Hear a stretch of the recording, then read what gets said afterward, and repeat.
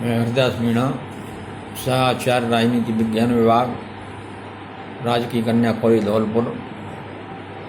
आज हम BA part 3 के प्रथम प्रश्न पत्र में संत एक्विनास का अध्ययन करेंगे और संत एक्विनास में भी संत एक्विनास के कानून संबंधी विचार या कानून की अवधारणा का अध्ययन करेंगे। संत एक्विनास ने कानून की विशद व्याख्या की है, कानून के परिभाषा दी, कानून के प्रकार बतलाए, कानून की विशेषताएं बतलाईं और इस प्रकार से उसने कानून को विशद रूप में वर्णित किया है। अब इन विचारों की विवेचना व्याख्या इस प्रकार से की जा सकती है। सर्वप्रथम कानून की परिभाषा के बारे में संत एक्विनास कहता है कि कानून की परिभाषा जो की है उससे पहले हम थोड़ी इसकी इंट्रोडक्शन के रूप में बताना चाहेंगे। थॉमस एक्विनास द्वारा प्रतिपादित कानून का सिद्धांत एक ऐसी धारा है जिसके माध्यम से अरस्तु, स्टोइक और सिसरो आदि के विचार मिलकर वर्तमान समय में हमारे सम्मुख आते हैं। प्राचीन समय में कानून और न्याय के संबंध में कोई स्पष्ट विचारधारा नहीं थी।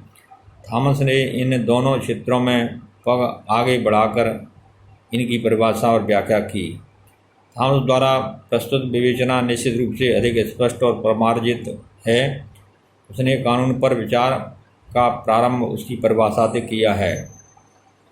कानून की परिभाषा करते हुए उसने कहा है कि कानून विवेक से प्रेरित और लोक कल्याण हेतु उस व्यक्ति द्वारा जारी किया गया आदेश है जिस व्यक्ति पर समुदाय की व्यवस्था का भार होता है। इसके बाद संत एक्विनास ने कानून के लक्षण बतलाए कि कानून के लक्षण कौन कौन से हैं, उसकी विशेषताएं कौन कौन सी हैं।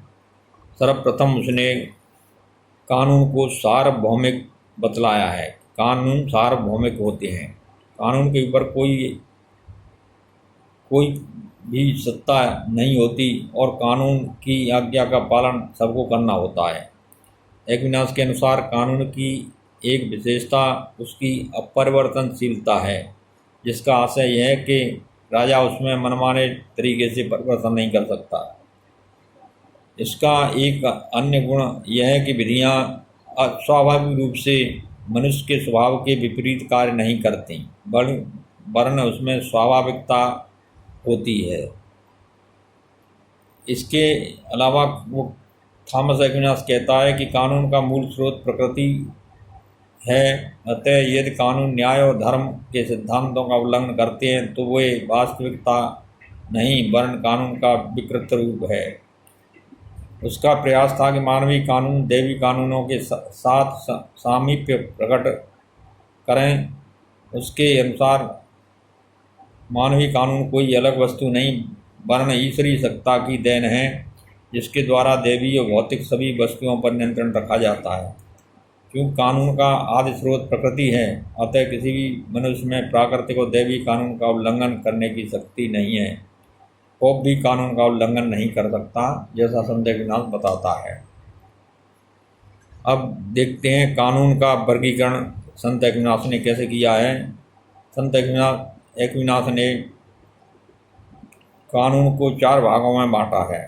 पहला शाश्वत कानून, दूसरा प्राकृतिक कानून, तीसरा मानवीय कानून, चौथा दैवीय कानून।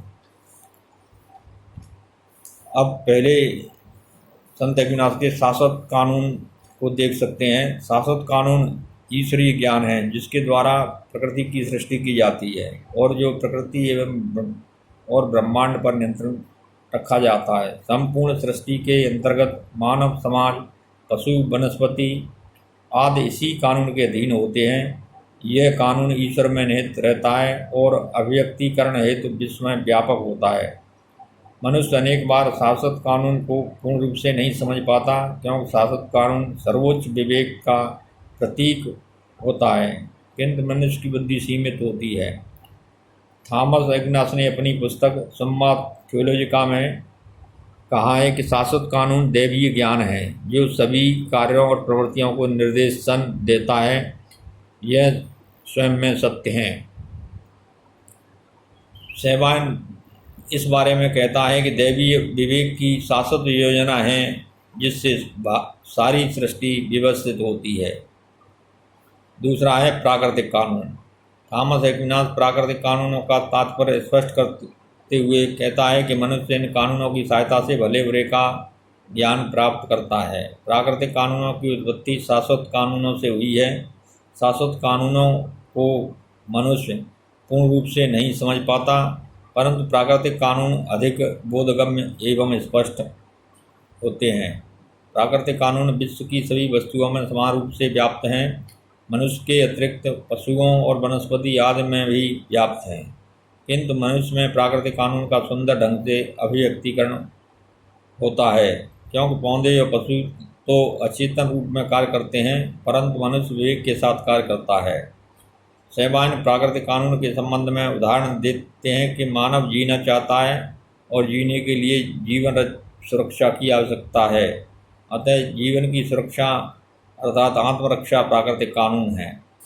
इतना ही नहीं, जैसा कि अरस्तु ने भी कहा है कि मानव ऐसे जीवन की इच्छा करता है जिसमें विवेकीय स्वभाव की सिद्धि हो। इसके बाद है मानवीय कानून। मानवीय कानून के बारे में एक्विनास का कहना है कि समाज में शांतिपूर्ण जीवन बनाए रखने के लिए अपनाई गई ये दंड व्यवस्थाएं हैं जिनके वजह से समाज में शांति बनी रहती है। मानवीय कानून का निर्माण मनुष्य अपनी बुद्धि से करता है, किंतु ये प्राकृतिक कानून पर ही आधारित होती हैं। इन दोनों में इतना गहरा संबंध है कि यदि मानवीय कानून प्राकृतिक कानून के प्रतिकूल हों तो इन्हें कानून नहीं वरन कानून का भ्रष्ट रूप समझा जाना चाहिए। मानवीय कानून प्राकृतिक कानून के पूरक हैं। मानवीय कानून की आवश्यकता इसलिए होती है क्योंकि प्राकृतिक कानून अनिश्चित और अपरिभाषित होते हैं, उनमें दंड की व्यवस्था नहीं होती। उदाहरण के लिए प्राकृतिक कानून के अनुसार चोरी और हत्या अपराध हैं, लेकिन प्राकृतिक कानून में यह नहीं बतलाया गया कि अलग अलग परिस्थितियों में चोरी और हत्या किसे कहा जा सकता है, और न ही इनके लिए दंड निश्चित किया गया है। अतः विशिष्ट परिस्थितियों में विशेष कानूनों की आवश्यकता होती है। इस आवश्यकता को पूरा करने वाला कानून ही मानवीय कानून है। मानवीय कानून की संत एक्विनास ने कई विशेषताएं बतलाईं। जैसे पहली, मानवीय कानून विवेक पर आधारित घोषणा है। मानवीय कानून विशुद्ध विवेक है और विशुद्ध विवेक के आधार पर ही ये मानवीय कानून बनाए जाते हैं। अविवेक इनमें नहीं होता, अतः ये विवेकवादी नियम कहे जा सकते हैं। इनमें धर्म और नैतिकता होनी चाहिए। दूसरा, मानवीय कानून सकारात्मक विधियां हैं। मानवीय कानून के बारे में उसने कहा कि ये सकारात्मक विधियां हैं। विधियां थॉमस के अनुसार नागरिकों के लिए विधि और दूसरा राष्ट्रों के लिए विधि। इस प्रकार से मानवीय कानून सकारात्मक विधियां हैं। तीसरी विशेषता, मानवीय कानून सामान्य हित की पूर्ति के साधन हैं। मानवीय कानून से सामान्य लोगों के हित की पूर्ति होती है। चौथा है, मानवीय कानून लौकिक क्षेत्र तक सीमित हैं। मानवीय कानून पारलौकिक क्षेत्र से सीमित नहीं होते, बल्कि लौकिक क्षेत्र से सीमित होते हैं। मानवीय कानून सार्वजनिक सहमति और मान्यता पर आधारित होते हैं। पांचवी विशेषता है, मानवीय कानून सार्वजनिक सहमति और मान्यता पर आधारित होते हैं। संत एक्विनास कहता है कि जिन मानवीय कानूनों पर सार्वजनिक सहमति और मान्यता प्राप्त हो, उन कानूनों को उचित कहा जा सकता है। अगली विशेषता है, मानवीय कानून के पीछे दंड की शक्ति का बल होता है। यदि मानवीय कानून का उल्लंघन होता है तो उसमें दंड का भार होता है। उसे व्यक्ति को उल्लंघन करने पर दंड दिया जा सकता है। मानवीय कानून का पालन सशर्त है। सातवीं विशेषता में कहता है सशर्त है, क्योंकि मानवीय कानून प्राकृतिक कानून के अनुकूल होने चाहिए और प्राकृतिक कानून धर्म और नैतिकता पर टिके रहते हैं। इसलिए मानवीय कानून का पालन उन्हीं का किया जाना चाहिए जो कि प्राकृतिक कानून के अनुरूप हों। अब लास्ट में चौथा प्रकार है दैवीय कानून। दैवीय कानून के बारे में संत इग्नास कहता है कि ये कानून बाइबिल के पुराने और नए धर्म नियमों, ओल्ड टेस्टामेंट और न्यू टेस्टामेंट में प्रतिपादित की गई देववाणियाँ और ईश्वरीय व्यवस्थाएं हैं। जब कोई भी मनुष्य विवेक शून्य हो जाता है तो ये दैवीय विधियाँ मनुष्य में उत्पन्न कमियों और बुराइयों को दूर करती हैं। इन विधियों का पालन भी अन्य विधियों की भांति आवश्यक है, क्योंकि संसार के बंधनों में पड़ा हुआ मनुष्य केवल इन विधियों के पालन से ही शक्ति प्राप्त कर सकता है। इस प्रकार दैवीय कानून मानव जीवन के आध्यात्मिक पक्ष को नियमित और नियंत्रित करते हैं।